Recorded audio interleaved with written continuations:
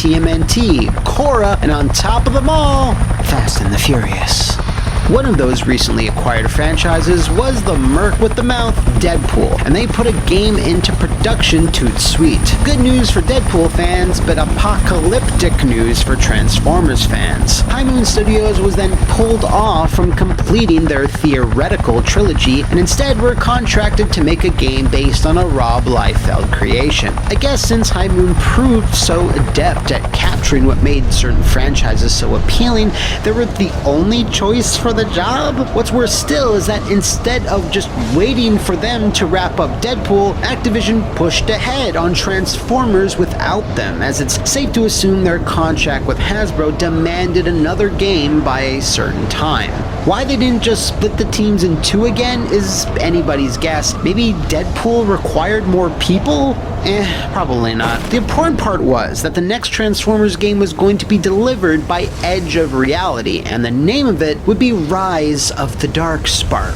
Now here's just, there's a lot to unpack here. We're talking about a studio involved with Activision, so who was Edge of Reality? Well, they were basically a port studio for their first decade of existence, spine transferring Tony Hawk titles onto the Nintendo 64. In the mid-2000s, though, they made it big with Pitfall: The Lost Expedition, followed by Shark Tale, and culminating with 2008's Incredible Hulk, which I played in a bug report video about a year ago, and I hated it. What if I go here?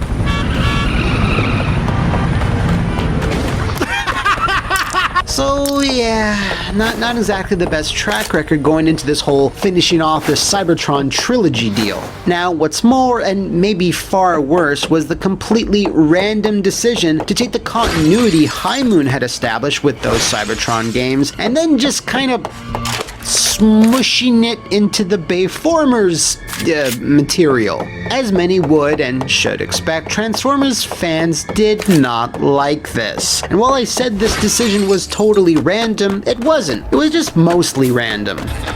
Transformers: Rise of the Darkspark is a video game complement to Paramount Pictures' upcoming film Transformers: Age of Extinction. This third-person action-adventure goes beyond the movie by uniting the universes of director Michael Bay's Transformers movies with the ever-popular Cybertron universe. This year marks 30 incredible years of Transformers, and this game will tell another chapter in the story that all fans will love. Citation needed. So yes, 2014 was actually the 30th anniversary of Transformers, so this smacks of a Hasbro marketing tactic. Oh, did I say tactic? I meant scheme. I guess they wanted less confusion in which universe was what, and maybe Universal was pissed that the movie games were doing so poorly. It doesn't matter. At the end of the day, they decided to use this 30th anniversary as a smokescreen to combine the two. Can't let High Moon get all the glory. Now, there was also a 3DS game to go along with this, a neat turn-based RPG by WayForward Technologies, which by all accounts was completely fine. What was not completely fine was the fact that Edge of Reality had to handle every other version. But sir, that's suicide!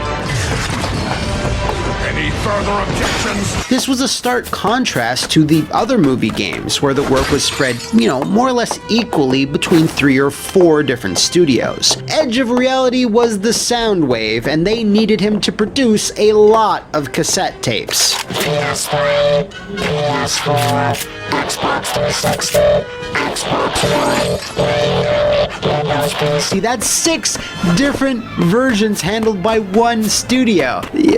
Activision, I'm disappointed. Why not a Wii port or an R-Zone port? Fuck!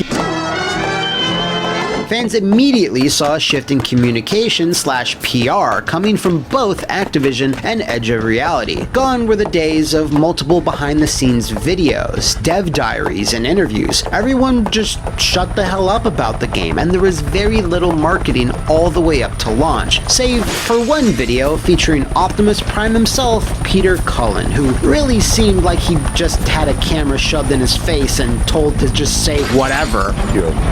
Optimus Prime fighting Megatron. So you will actually go from that Cybertronian atmosphere to life on Earth. It's Grimlock. Bumblebee, but a new character from the movie Transformers: Rise of the Darkspark. You can probably correctly assume what happened next. Having to cram two very different continuities together, combined with lack of experience with the source material, and having to make 6 different SKUs all at the same time, Rise of the Darkspark posted some of the lowest scores of the Transformer games under Activision. Reviews cited how everything just felt more rushed, hollow, soulless, and was generally a bore to play, and hell, the Wii U version lacked any form of multiplayer whatsoever, which goes to show just how little time the team had and probably how little Activision even cared about the franchise at this point. Don't you get it? We don't need you anymore.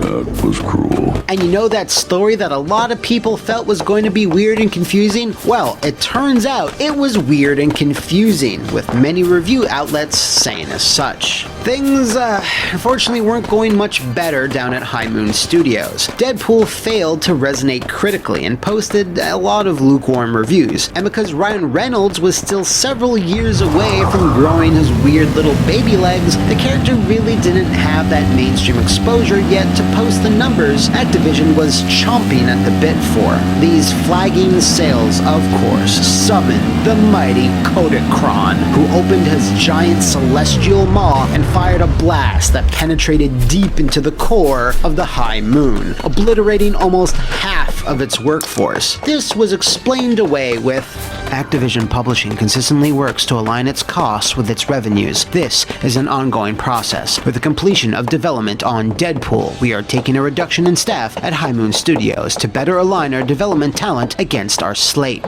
So, after that massive reduction in staff, High Moon was chained and sent to work deep within the Call of Duty mines, which they have since never emerged from. Edge of Reality, like I foreshadowed not so subtly, lingered on for a few more years until they filed for bankruptcy in 2018. Activision is always acutely aware of when they're about to lose a license and routinely try to squeeze out one more drop of blood from that poor stone. Case in point. They then sought out Platinum Games to develop Transformers Devastation, a well-received but distinctly smaller scale effort that doesn't even acknowledge the Cybertron storyline, instead relying on good old familiar, safe G1 aesthetics. It itself, along with every other Transformers game under Activision, was digitally delisted in 2017, with all multiplayer mode's servers shutting down in early 2020. This is such a sad and disappointing end to what was going to be a promising storyline brimming with potential to expand, and High Moon absolutely worked their asses off to make it a thing, and against all odds, succeeded for a time until the inevitable would come calling. Try as they might, eventually the dark veil of profit margins and fiscal quarters would snuff out the spark of the Cybertron franchise.